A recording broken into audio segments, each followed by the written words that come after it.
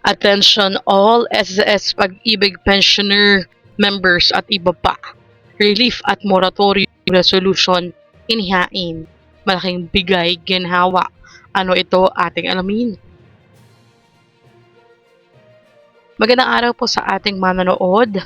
Alam niyo po bang inihain ni Senator Mark Villar ang Senate Resolution number 366 na naglalayong magbigay ng pansamantalang ginhawa sa mga Filipinong nahihirapan dahil sa tumataas ng presyo ng langis.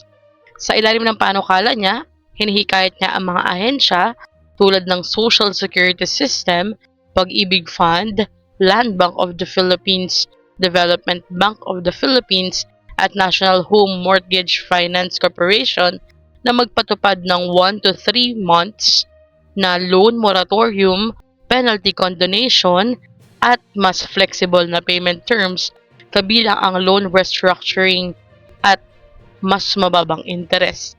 Nilalayon din ng resolusyon na protektahan ang pondo sa pamamagitan ng mga safeguard tulad ng limitadong benepisyaryo, walang dagdag na interest o penalty sa grace period, at automatic na pagpapalawig ng loan terms.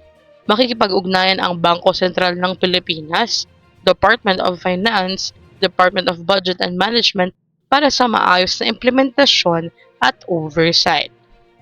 Ito po sa ngayon ay isang resolution pa lamang at nais na maipatupad. Ano pong inyong reaksyon dito? I-comment nyo na po sa baba at ating pagdiskusyonan yan.